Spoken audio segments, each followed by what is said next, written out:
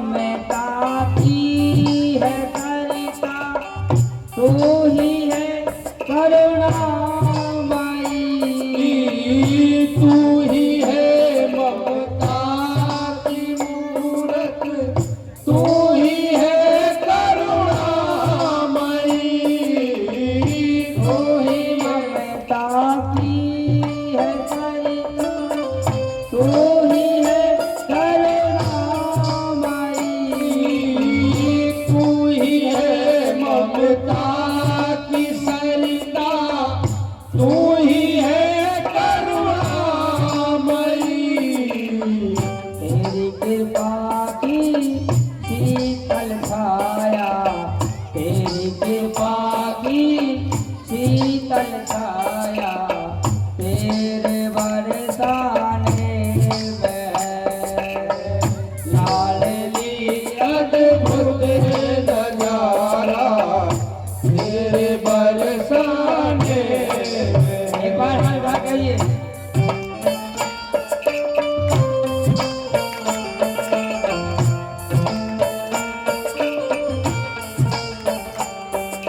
कहो एक बार और झूम लो भैया, क्योंकि अब कंठ समझने वाला है। हटाइए हाथ। मेरो राधा रमन, मेरो राधा रमन, मेरो राधा रमन, मेरो राधा रमन, मेरो राधा रमन, मेरो राधा रमन, मेरो राधा रमन, मेरो राधा रमन, मेरो राधा रमन, मेरो राधा रमन, मेरो राधा रमन, मेरो राधा रमन, मेरो राधा रमन, मेरो राधा रमन, मेरो राधा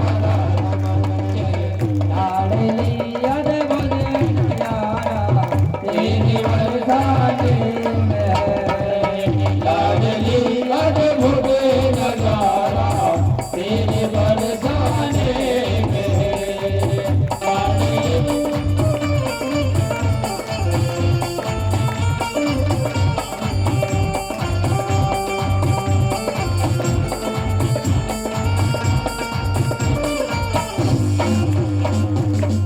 बोलो भागवत भगवान की जय हो।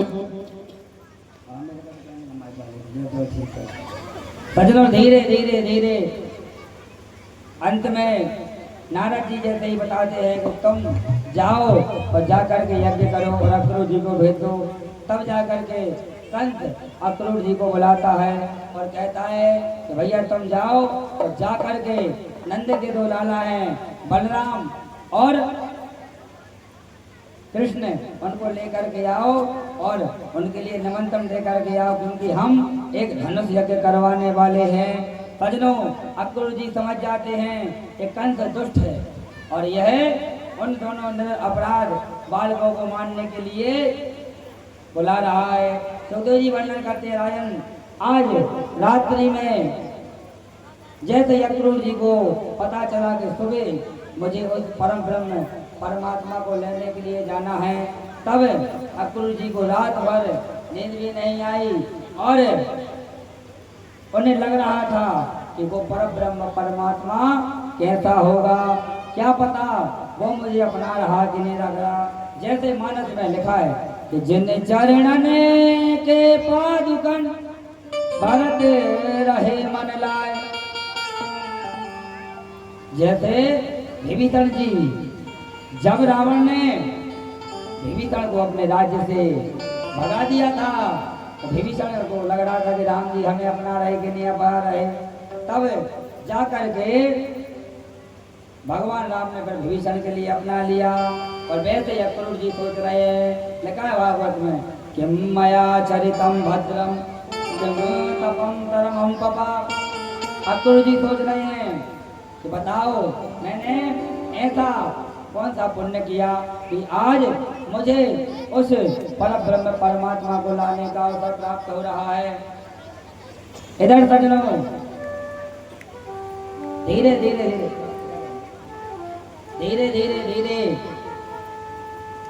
भगवान की जो लीलाएं थी, थोड़ा तेज करो भैया, और भगवान की जो माखन चोरी की लीला थी वो संपूर्ण लीला भगवान की आज पूरी हो गई है। और सजनों, ऐसा किसी के साथ नहीं होता है कि जो व्यक्ति शुरू से लेकर एक साथ रहे। अक्सर एक सूत्र मैं हर जगह बताता हूँ कि जब 2 दिन नहीं रहे तो ये दिन भी नहीं रहेंगे। मतलब सदा व्यक्ति एक साथ नहीं रहा। सजनों, आज जैसे ही भगवान को पता चल गया कि अक्रूर जी मुझे लेने के लिए आ रहे हैं, तब आज भगवान का ना तो खेलने में मन लग रहा है और ना ही खेलने में मन लग रहा है, ना ही गैया चलाने में मन लग रहा है। भगवान तो बस सोच रहे कि अब क्या होगा, अब इनका क्या होगा। और माँ यशोदा हमारे बिना रह पाएंगे कि नहीं रह पाएंगी, इस प्रकार से भगवान सोच रहे थे और मन ही मन सोच रहे थे कि अब कल इन सबको छोड़ करके हमें जाना होगा। सजनों, भगवान ऐसा सोच रहे थे कि भगवान का उसी समय पर एक सखा आया जिसका नाम था तो वो आया और भगवान से कहता कि लाला चलो चलो हम खेलते हैं। लेकिन आज सजनों, भगवान का ना तो ही खेलने में मन लग रहा है और ना ही कहीं जाने में मन लग रहा है। जैसे ही भगवान ने उस सखा को देखा तो देख करके सजनों भगवान को रोना आ गया। और भगवान को जब रोना आया तो भगवान ने कहा कि अरे सखा, आज हमारा खेलने का मन नहीं है। तब उस सखा को लगा कि आज कुछ ना कुछ गड़बड़ है, आज कुछ ना कुछ गड़बड़ है, कहीं लाला को दर्द तो नहीं हो रहा है। सजनों, वो सखा गया और जा करके और अपने साथ के सखाओं को ले आया और कहता कि चलो आज कन्हैया को कुछ हो गया है, आज लाला को कुछ हो गया है। सारे सखा आए और सारे सखा जैसे आए और आकर के भगवान से कहते हैं चलो सखाओ हम खेल आते हैं। तब वो सखा को देख करके सजनों आज भगवान रो रहे हैं। भगवान देख करके उन सखाओं से निपट गए और कहते हैं कि भैया ये बताओ, क्या सदा कोई किसी के साथ रहा है? एक दिन तो सबको ही बिछड़ना है। ये बताओ, आज हम तुम साथ में रहे, खेले कूदे सब किया और कहीं हम तुमसे बिछड़ गए तो क्या होगा? जैसे ही भगवान ऐसा कह रहे थे सजनों, तो एक सखा ने जाकर के भगवान के मुख पर हाथ रख दिया। कहा भैया तुम ये क्या कर रहे हो? जब तक तुम हमारी जिंदगी में नहीं थे तब तक तो हम जी रहे थे, लेकिन जब से तुम हमारी जिंदगी में आए हो तुम्हारे बिना रह पाना बहुत ही कठिन की बात है। हम तुम्हारे बिना नहीं रह सकते। सजनों, इस प्रकार से भगवान ने देखा कि सखा अब रोएंगे तो फिर भगवान ने कहा ठीक है चलो, अब संध्या का समय हो गया है और अब हमें घर को चलना चाहिए। सारे गाय बछड़े और सब लोग धीरे धीरे करके मैं अपने वृंदावन की ओर जा रहे हैं। सजनों, मैं आपको बता दूं, जब भी भगवान गाय चला करके लौटते थे तो सारी गोपियां छत पर जा करके भगवान के ऊपर क्या करती थी? फूल फेंकती थी। लेकिन जब गोपियां भगवान के ऊपर फूल फेंकती थी तो कहीं ना कहीं भगवान उनको देख करके हंस देते थे। लेकिन आज जब गोपियों ने भगवान के ऊपर फूल फेंके तो भगवान जिसको भी देखते हैं बस देखकर रोने लगते हैं। और जैसे ही भगवान आए, भगवान ने गौशाला में गैयों को बांधा और बांध करके जैसे ही अपने कमरे में चले गए और अपने कमरे में चले गए और अक्रूर जी से मिले। कहा चाचा काका आप हमारे लिए लेने के लिए आए हैं, ये तो हमें पता है, पर काका हम आपसे निवेदन करना चाहते हैं कि अभी आप किसी को नहीं कहना। यदि आप अभी से हल्ला कर देंगे तो सारे वृंदावन के लोग रो रो करके अपना बुरा हाल कर लेंगे।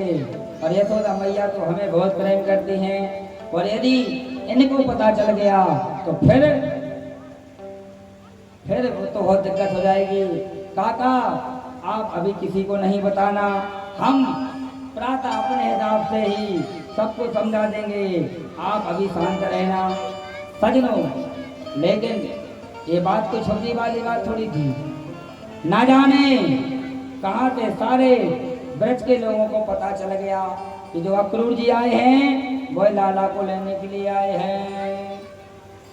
सारे सखा और सब लोग जाकर के सबने नंद महल को घेर लिया, और घेर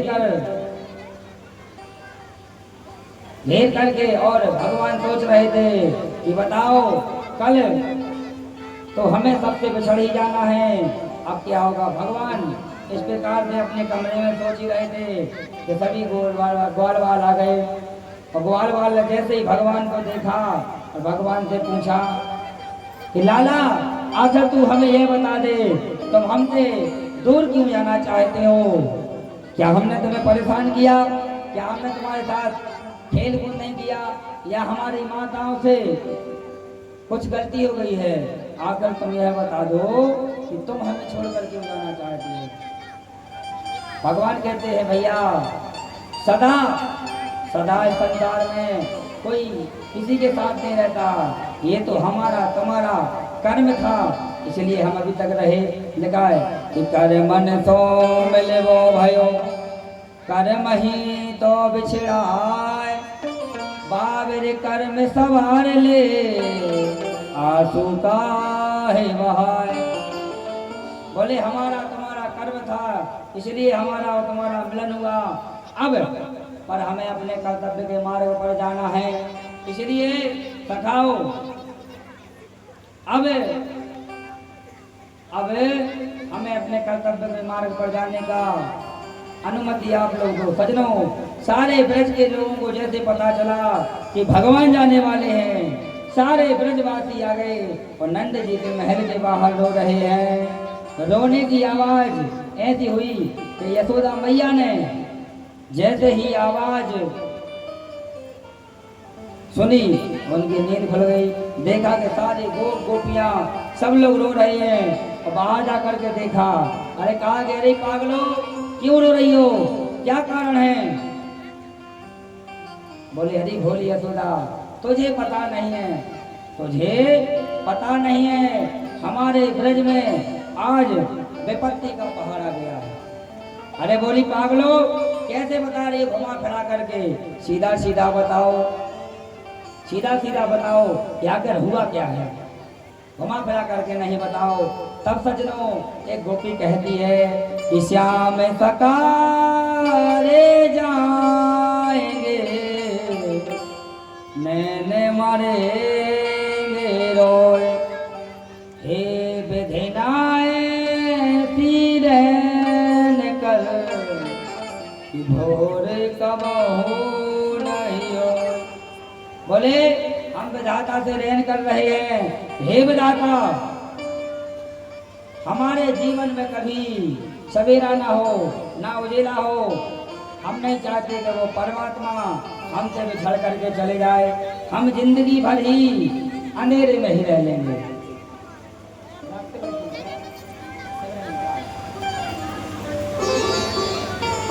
तब जाकर के सारी गोपियां ने जैसे जैसे कहा, तो यशोदा जी ने कहा कि गोपियां सही कह रही, और जैसे सजनों ऐसे सुना तो जाकर के सीधे यशोदा जी भगवान के कमरे में चली गई, और देखा कि भगवान तो सोच रहे थे कि इस संसार में हर व्यक्ति को तो समझाया जा सकता है, पर माँ को नहीं समझाया सकता, यशोदा मैया को कौन समझाएगा। सजनों भगवान ऐसा सोच ही रहे थे, और जैसे ही भगवान ने देखा कि मैया यशोदा आ रही हैं, भगवान जा करके और मैया यशोदा के चरणों में गिर गए, और अपने आंसुओं की धार से ही मैया के चरणों को धो दिया। जैसे ही भगवान को रोता हुआ देखा तो यशोदा मैया समझ गई कि गोपियां सही कह रही हैं। बोले लाला मैं ये क्या सुन रही हूँ, तू कहाँ जा रहा है, कहाँ नहीं जा रहा है। भगवान कहते मैया तुम्हें तो पता है कि मुझे अब अपने कर्तव्य के मार्ग पर जाना है, क्योंकि मैया सदा कोई किसी के साथ नहीं रहा। भाई भाई बिछड़ जाते हैं, बाप बेटे बिछड़ जाते हैं, और यहाँ तक हर रिश्ता ऐसा होता है कि एक दिन तो सब लोग बिछड़ ही जाते हैं। सदा इस संसार में कोई किसी के साथ नहीं रहता है। और हे मैया अब जो हमारे लीलाओं के दिन थे अब वो सारे दिन पूरे हो गए हैं। अब मुझे अपने कर्तव्य के मार्ग पर जाना है। भगवान का अवतार क्यों हुआ था? भगवान का अवतार गीता में लिखा है धर्म संसनाथाय संभवानि योगे योगे। भगवान का जो जन्म हुआ था वह जन्म धर्म की रक्षा के लिए हुआ था। सजनों धीरे धीरे धीरे धीरे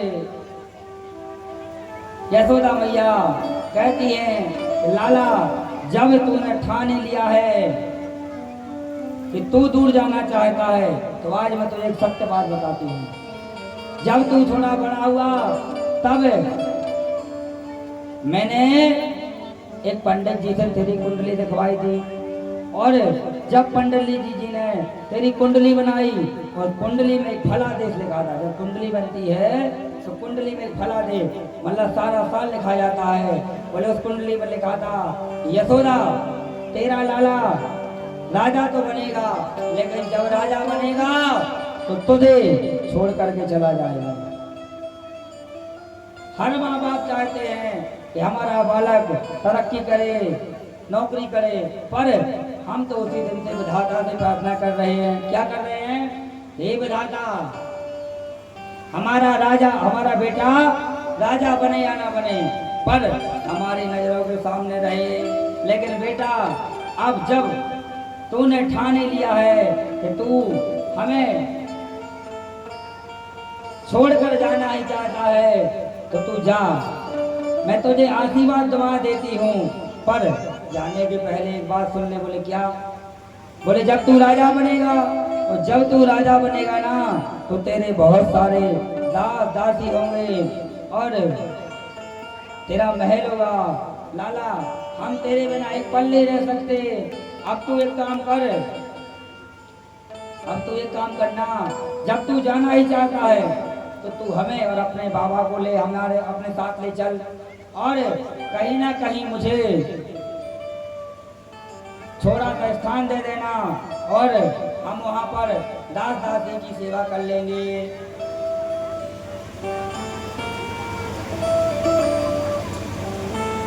बोले हम वहां पर नौकरी कर लेंगे, तेरा नौकर का चाकर का काम कर लेंगे। भगवान ने कहा अरे भैया तू क्या कहती है? अरे मैं तो तेरा ऋणी हूँ कि तूने मुझे पाला पोसा बड़ा किया, और तू कहती कि हम तेरे यहाँ दास की नौकरी करेंगे। नहीं भैया ऐसा नहीं करना है, हम तो तेरे ऋणी हैं।